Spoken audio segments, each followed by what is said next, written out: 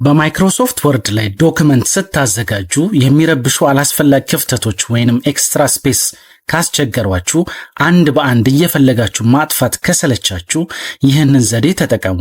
ለምሳሌ እዚህ ጽሑፍ ውስጥ እዚህ ጋር ስፔስ አለ። ይህንን በዚህ መልኩ ማስተካከል እንዲህ ያደረግን በጣም ጊዜ ይወስድብናል።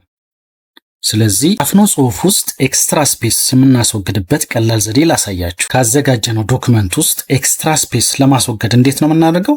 በመጀመሪያ ሴሌክት እናደርገዋለን። ሴሌክት ለማድረግ ኮንትሮል ኤ፣ ከዛ በኋላ ኮንትሮል ኤች፣ እዚህ ጋር ሪፕሌስ የሚለው ታብ ላይ ፋይንድ ዋት የሚለው ላይ እዚህ ጋር የካሬት ሲምቦል ወይንም የኤክስፖኔንት ወይንም የፓወር ከዛ በኋላ ስሞል ደብሊው ከዛ ሪፕሌስ ዊዝ የሚለው ላይ ኪቦርዳችን ላይ የስፔስ ምልክትን አንዴ ነካለን።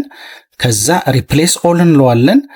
ከዛ የስ እንለዋለን። ከዛ ኦኬ፣ ከዛ ክሎዝ ስንለው አውቶማቲካሊ ማይክሮሶፍት ወርድ ኤክስትራ ስፔስ የነበሩትን ያስወግድልናል ማለት ነው ከዶክመንታችን ውስጥ። ይህን በመጠቀም ኤክስትራ ስፔስ ከሰራችሁ ዶክመንት ውስጥ ማስወገድ ትችላላችሁ ማለት ነው።